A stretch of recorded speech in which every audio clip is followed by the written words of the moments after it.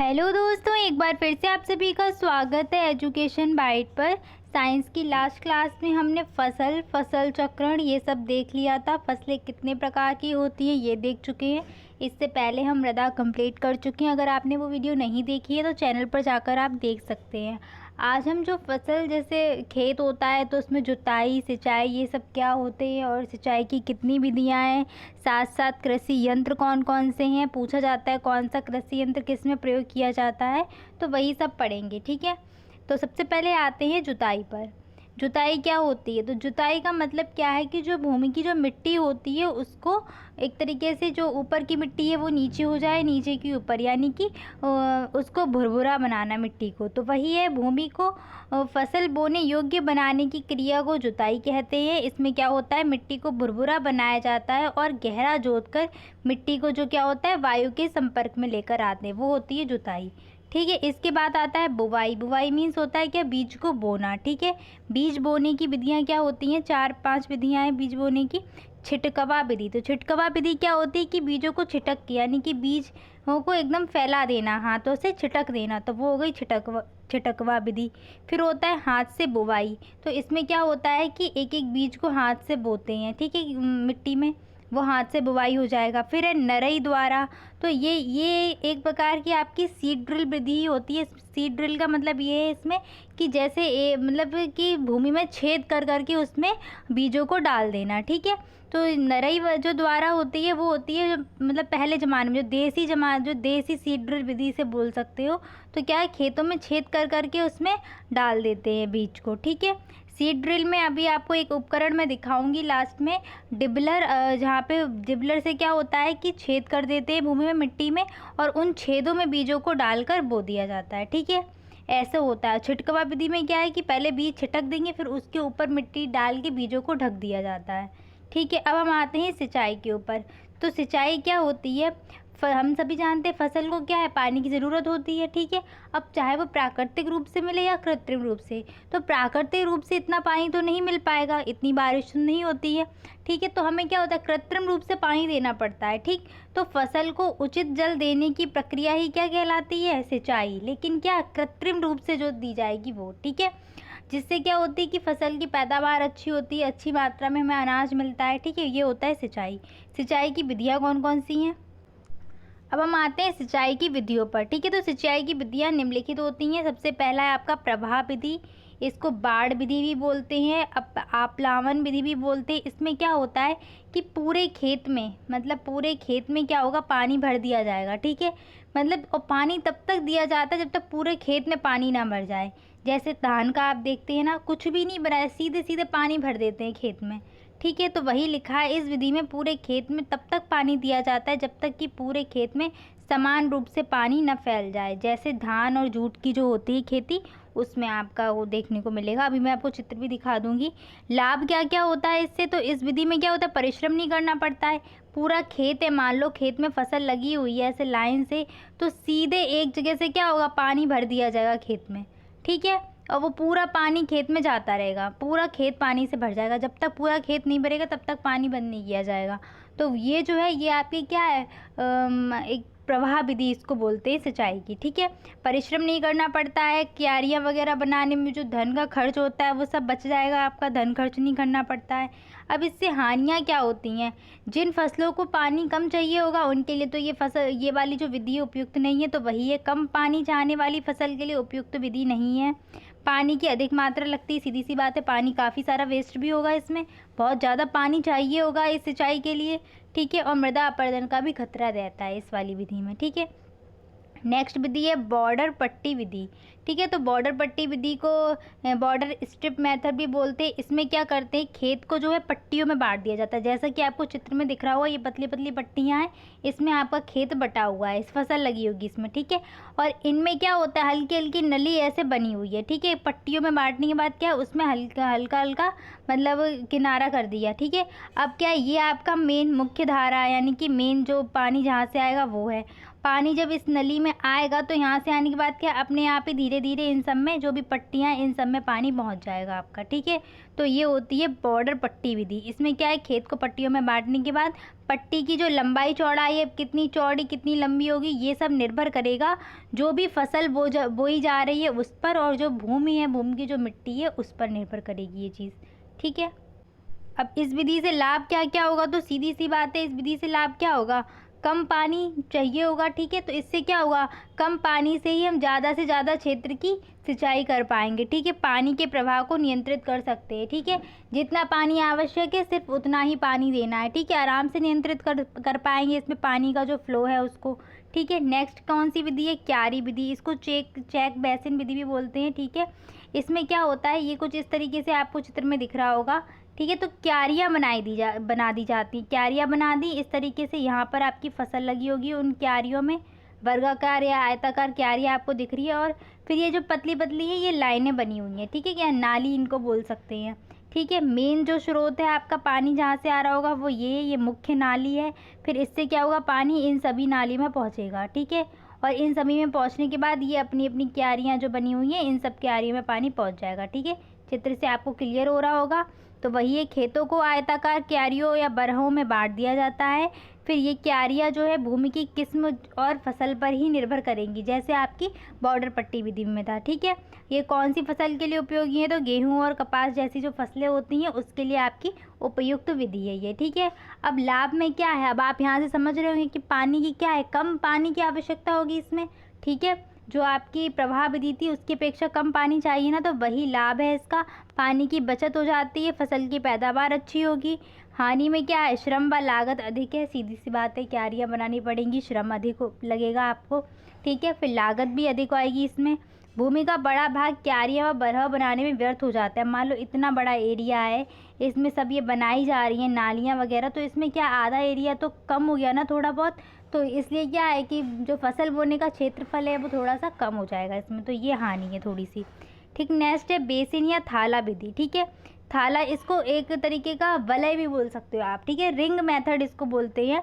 इसके अन्य नाम है द्रोणी विधि भी बोला जाता है, वलय विधि भी बोला जाता है। इसमें क्या होता है, आपका चित्र से देखिए, बीच में क्या है, ये जो गोल गोल डार्क कलर से आपको दिख रहा है, यहाँ पर एक पेड़, ये बाग बगीचों में इस्तेमाल करी जाती है विधि। बीच में पेड़ लगा देते हैं, ठीक है। जैसे ये मान लो ये पेड़ लगा है और इसके किनारे क्या होगा, थाला बना दिया जाएगा। थाला का मतलब ये है कि मिट्टी का तने पे खूब ऊंची ऊंची मिट्टी, मतलब पेड़ के तने पे मिट्टी लगा दी जाएगी, और किनारे किनारे बीच में एक गड्ढा सा टाइप का होगा और इसमें पानी भर दिया जाएगा। तो वही आपको दिख रहा होगा, यहाँ पर बीच में क्या है, पेड़ ऐसे लगा होगा, और ये किनारे किनारे थाला दिख रहा है, जो रिंग दिख रही है आपको, पानी इसमें भर जाएगा। तो सीधे सीधे उसकी जड़ में पानी चला जाएगा और कम पानी में ही काम चल जाएगा, ठीक है। इस तरीके से एक पेड़ दूसरे पेड़, ये सारे बीच बीच में लाइन में पेड़ लगे हुए हैं, ठीक है। और इस नाली, ये मुख्य धारा है, यानी कि मुख्य नाली बोल सकते हो इसको। इसमें पानी आएगा और इससे आपके इन सभी में पानी चला जाएगा, ठीक है। ये होती है थाला विधि। कहाँ पर उपयुक्त होगी आपकी, सबसे ज़्यादा ये उपयोगी है बाग और बगीचे में, ठीक है। जैसे आपका आम, पपीते, इन सब की जो फसलें होती हैं ना, इन सब में यूज़ करी जाती है, ठीक है। इस विधि के लाभ क्या हैं, तो सीधी सी बात है, कम खर्चे में ही पानी का कम खर्च हो रहा है, ठीक है। तो पानी का कम खर्च हो जाएगा, फर्स्ट लाभ। कम जल से ही अधिक क्षेत्र की सिंचाई कर पाएंगे, ठीक है, क्योंकि पानी को क्या नियंत्रित कर सकते हैं, ज़्यादा पानी वेस्ट नहीं होगा, ना ज़्यादा पानी की ज़रूरत होगी इसमें। हानि क्या है, श्रम अधिक लगेगा, सीधी सी बात है। वो बनाएंगे थाले, रिंग बनाएंगे, उसमें क्या है, श्रम परिश्रम करना पड़ेगा और लागत भी अधिक आएगी, ठीक है। नेक्स्ट आपकी है कूड़ विधि, ठीक है। तो कूड़ विधि कुछ इस तरीके से, डायग्राम इसका ठीक बन नहीं पाया, पर अब मैं आपको यहाँ पे समझा दूंगी। खेत में कूड़ या मेड़ बना देते हैं। तो मेड़ तो आप जानते ही, जो ऊंची उठी हुई भूमि होगी ना वो होती है मेड़, और जो नीचे हल्के से गड्ढे से होंगे ना वो होगी आपकी, क्या कहते हैं, कूड़ बोलते हैं उसको, ठीक है। पूरा ये क्या होगा, नीचे हल्का धंसा हुआ भाग होगा, ठीक है। तो होता क्या है, जो आपकी मेड़ होती है, ये जो उठा हुआ भाग है ना मेड़, ये ऊपर जो मैं दूसरे कलर से दिखा देती हूँ, ये जो उठा हुआ भाग है यानी कि ये मेड़, ठीक है। इस मेड़ पर तो लगाए जाते हैं पौधे, ठीक है। इस मेड़ पर लगे होंगे पौधे, और ये जो नीचे होगा, नीचे आपका पानी भर दिया जाएगा कूड़ में, ठीक है। इस कूड़ में पानी भर दिया जाएगा और धीरे धीरे ये पानी रिस रिस के सब पौधों की जड़ों तक पहुंच जाएगा, ठीक है। तो यही क्या है, कूड़ विधि इसको बोलते हैं। खेत में कूड़ और मेड़ बना देते हैं और कूड़ में पानी दिया जाता है, फसल मेड़ पर लगाई जाती है। और कौन कौन सी फसलें होती हैं इसमें, आपकी गन्ना हो गई, आलू, चुकंदर, शकरकंद, ये सारी फसलें होती हैं। ठीक है। फसल कहाँ पे लगी होगी, मेड़ पर फसल लगी होगी। ठीक है, इस चीज़ को ध्यान रखना। छिड़काव विधि, तो छिड़काव में आप समझ ही रहे हैं कि छिड़काव में क्या है, जैसे फव्वारा टाइप का नहीं होता है ऐसा। ठीक है। तो इसमें क्या बौछार के रूप में पानी दिया जाता है फसलों में। लोहे या रबर के पाइप ज़मीन पे बिछा दिए जाते हैं, जैसे यहाँ पर हल्का हल्का आपको चित्र में दिख रहा होगा, ये पाइप बिछे हुए हैं लोहे के। ठीक है। आप उसके भी हो सकते हैं, रबर के। ठीक है। पाइप बिछने के बाद क्या होता है कि एक जो पाइप से ही नोज़ल लगा के, एक छोटा सा पाइप लगा होता है। ठीक है, ऊपर ऐसे नोज़ल में। ठीक। और उस पाइप के ऊपर लगा होता है नोज़ल। तो अब क्या करते हैं, जब हमें पानी देना होता है तो इस नोज़ल को खोल दिया जाता है और जो पानी है फव्वारे के रूप में पूरे में ऐसे ऐसे बिखर जाता है। ठीक है, सारी फसलों पे पहुंच जाता है। तो ये होती फव्वारा विधि। तो इसका क्या है, इससे क्या है आपका, जैसे ऊबड़ खाबड़ भी अगर ज़मीन है ना, कैसी भी ज़मीन हो जहाँ पानी नहीं पहुँच पा रहा है, जैसे मान लो अगर आपकी ऊबड़ खाबड़ ज़मीन है, वहाँ पर आप नॉर्मल तरीके से पानी दो तो जहाँ कम गहराई हो यानी गड्ढा सा होगा वहाँ पानी भर जाएगा, और जहाँ उथली भूमि होगी ऊपर वाली तो वहाँ पे पानी जाएगा नहीं। और इसमें क्या है, इस विधि में फव्वारे से जा रहा है ना, तो पानी आपका हर जगह पहुँच जाएगा, सभी जगह। ठीक है। तो वही है, इस विधि से सबसे ज़्यादा लाभ तो यही है कि पानी सब एरिया में पहुंच जाता है, जितनी भी हो, कहीं भी जाए, ऊबड़ खाबड़ हो, कैसा भी हो, हर जगह पानी पहुंच जाएगा इससे। सेकेंड लाभ क्या होता है इससे, इससे देखो आप क्या कर सकते हो कि इस फव्वारे की सहायता से जल तो दे ही रहे हैं, कीटनाशक दवाइयाँ हो गई। ठीक है, ये सब भी दे सकते हैं। ठीक है। जल की कमी वाला क्षेत्र में तो आपको अब यहाँ से लग ही रहा है, फव्वारे से पानी दे रहे, यानी कि पानी का बहुत ही कम उपयोग किया जा रहा है, यानी पानी कम से कम भी जो मतलब जहाँ पे पानी कम है वहाँ पर इस विधि को प्रयोग में लाया जा सकता है। ठीक है।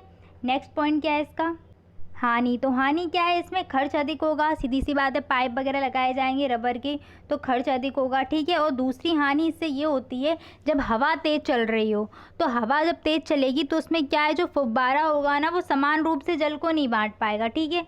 मतलब मान लो ये फव्वारा है इस तरीके से, और हवा अगर इधर से चल रही है तो जो इसकी ये कहते हैं बौछारें हैं वो इस एरिया में गिरेंगी ही नहीं। ठीक है। तो ये होता है इसका, जब तेज़ हवा चलेगी तो फव्वारा जो है जो समान रूप से जल को वितरित नहीं कर पाएगा। ड्रिप विधि, ड्रिप विधि का मैं डायग्राम दिखा दूंगी, यहाँ बन नहीं पाया। तो इस विधि में क्या है कि पानी को पौधों की जड़ों पर बूंद बूंद करके टपकाया जाता है।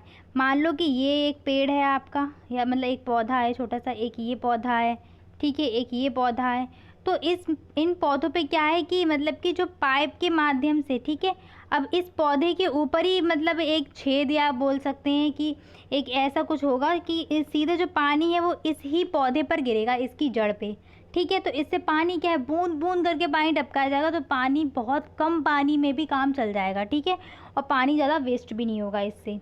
ठीक है। पाइपलाइन लगाई जाती है, पाइपलाइन पे बल्ब वगैरह, नलिया वगैरह सब कुछ लगा होता है, और सीधे सीधे इन्हीं पर पानी गिरता है आके। ठीक है। अब इसके लाभ क्या होते हैं, तो शुष्क तथा लवणीय क्षेत्र के लिए बहुत उपयोगी है ये। जल के साथ साथ हम दवाई का प्रयोग भी कर सकते हैं, जैसे हमने उस विधि में किया था छिड़काव विधि में, कि हम उसमें कीटनाशक दवाइयाँ मिला के आराम से जल के साथ बौछार के रूप में, मतलब उससे क्या है, ज़्यादा दवाई नहीं पहुँचेगी। ठीक है। जितनी हमें मात्रा में दवाई देनी है वही पहुँचेगी सीधे सीधे। ठीक है। अब मैं आपको इसका डायग्राम दिखा देती हूँ। ये देखिए, कुछ ये है ड्रिप मेथड का जो डायग्राम है वो ये है। ठीक है। ये देखो, ये पौधे लगे हुए हैं और यहाँ पर सीधे सीधे इनकी जड़ों में ही पानी जाएगा। ठीक है। ये एक स्रोत है जहाँ से पानी आपका आ रहा है।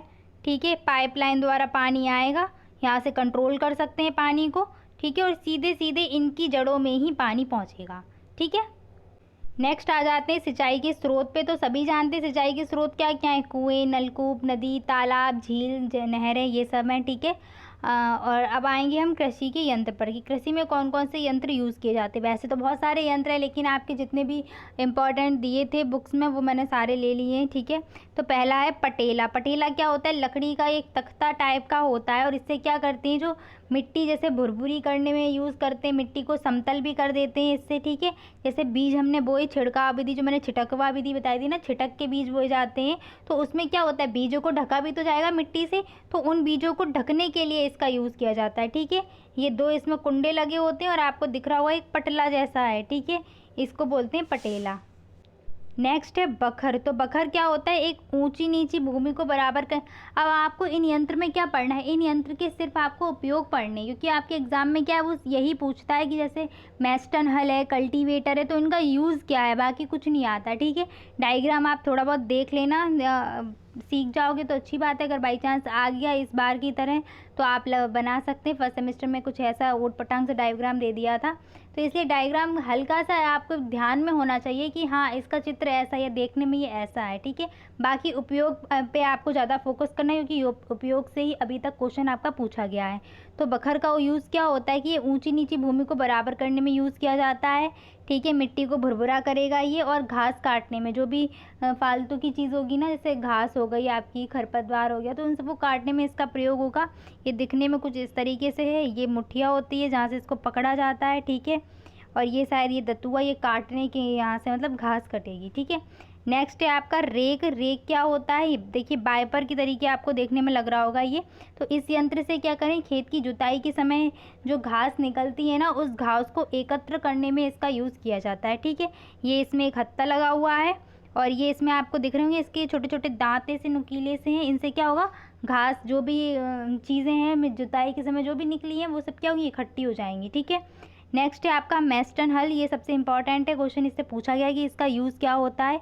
तो यह एक उन्नतशील हल है। हल देखो पहले के ज़माने में भी यूज़ होते थे, ठीक है, आज के ज़माने में भी यूज़ होते हैं, लेकिन पहले क्या था, अब जो भी अब कृषि में यंत्र यूज़ होते हैं वो पहले से क्या है कि उनको आधुनिक कर दिया, या उनमें कई सारे चेंजेस ले आए हैं, उसके बाद अब उनको यूज़ किया जा रहा है। ठीक है, जिससे हमारा काम है कृषि का वो क्या है, आसान हो जाए।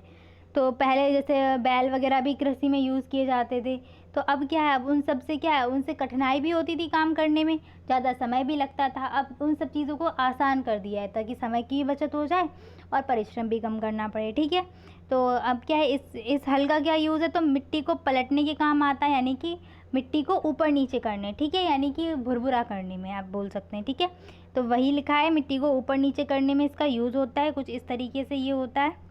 ठीक है, चित्र आप देख सकते हैं, और चित्र पे ज़्यादा फोकस कर भी सकते नहीं भी, अगर आपको बनाना आता है, या इसको बस एक बार दिमाग में अपने बिठा लीजिए कि हाँ ये दिखने में ऐसा है, फिर अगर वहाँ पे मिल जाए, अगर आता है बनाने को तो आप बना देना, वरना उपयोग तो आपको देखने ही देखने हैं।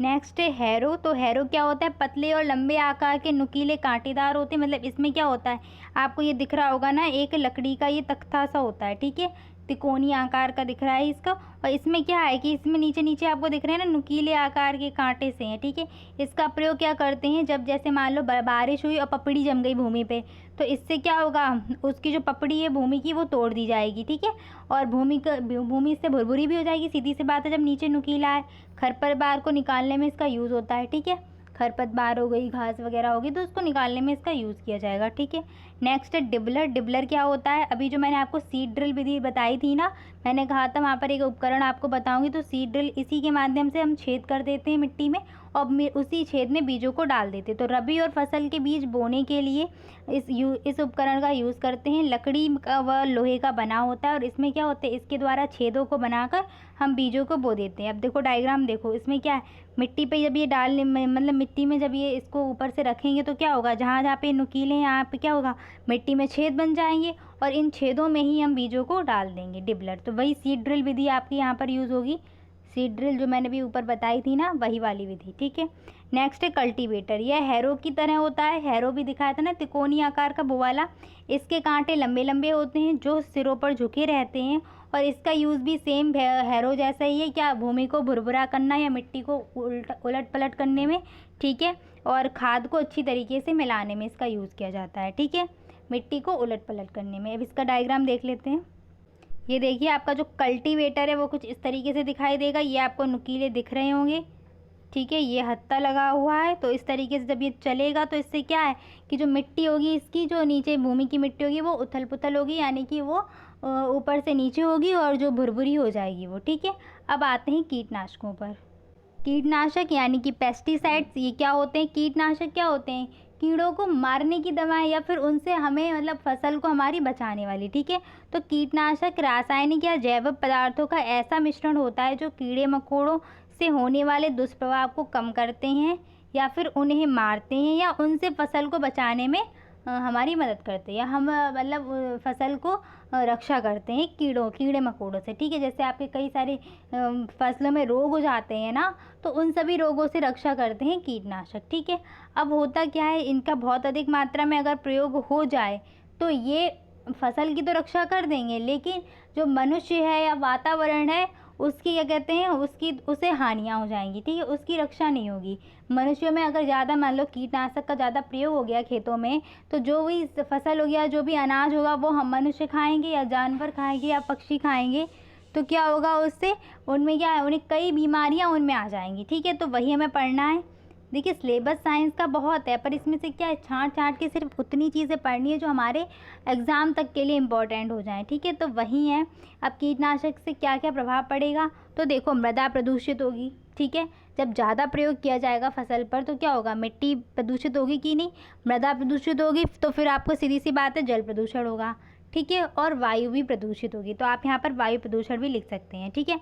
अब मृदा प्रदूषित होगी और जल प्रदूषण तो आप समझ ही रहे हैं कि जल में जितने भी जीव जंतु रह रहे होंगे उनको भी हानियाँ होंगी, और वो जल को और कौन पिएगा, हम लोग पिएंगे या फिर और भी जानवर पिएंगे, तो उनको भी हानियाँ होनी है इससे, ठीक है। अब इसमें और भी एक आध पॉइंट आप अपनी तरफ से भी बना के लिख सकते हैं। ये तो एक ऐसा टॉपिक है कीटनाशकों का या पर्यावरण के प्रदूषण के ऊपर, इस पे तो अपनी भाषा में बनाकर पॉइंट लिख सकते हैं, ठीक है। तो सेकंड पॉइंट इसका देख लो, छिड़काव करने वाले जो किसान या मजदूर होते हैं जो डालते हैं ये इसको, तो उन्हें क्या होते हैं, उनमें कैंसर, मतलब कैंसर की बीमारी, दमा, ट्यूमर, अर्थराइट्स या सांस वगैरह की बीमारी भी उन्हें हो सकती है, ठीक है। उससे ग्रसित हो भी सकते हैं, नहीं भी। देखो अब ये है कि सबकी बॉडी अलग अलग होती है, मतलब रोगों से लड़ने की क्षमता भी सब में अलग अलग होती है, तो कोई बहुत जल्दी प्रभावित हो जाएगा उससे, यानी कि बहुत जल्दी उस रोग का शिकार हो जाएगा, और कुछ हैं कुछ देर में होंगे थोड़ा, लेकिन इनके प्रभाव से मतलब कि मनुष्यों पर प्रभाव तो पड़ेगा ही, ठीक है। नेक्स्ट है कीटों, यानी कि छोटे छोटे जो कीड़े मकोड़े हैं, मधुमक्खियाँ हैं, ठीक है। मधुमक्खियाँ हैं तो उन पर भी इसका कीटनाशक का प्रभाव पड़ेगा, ठीक है। मधुमक्खियाँ क्या होती है, शहद वगैरह बनाती हैं ना, तो अब जब मधुमक्खियाँ प्रभावित होंगी तो उनसे बना शहद भी प्रभावित होगा, और फिर उस शहद को जब मनुष्य यूज़ करेगा तो वो उस पर भी इफ़ेक्ट पड़ेगा, ठीक है। तो आज की क्लास में आज का जो आपका ये सेकेंड चैप्टर है पूरा कंप्लीट हो चुका है। मृदा पढ़ा था पहले हमने, फिर हमने फसल देखा था, फसलें कितने प्रकार की होती हैं, ठीक है। फसल चक्रण क्या होता है, सबसे इम्पॉर्टेंट टॉपिक है आपका फसल चक्रण। आज हमने सिंचाई वगैरह देख लिया है, जो कृषि उपकरण, डिबलर हो गया, कल्टीवेटर हो गया, मैस्टन हल सबसे इम्पॉर्टेंट है आपके, इनसे क्वेश्चन पूछा गया है, ठीक है। तो फिर नेक्स्ट क्लास में मिलेंगे, ठीक है। आज की क्लास में बस इतना ही। Thanks for watching and please like share and subscribe my channel. Bye bye, take care.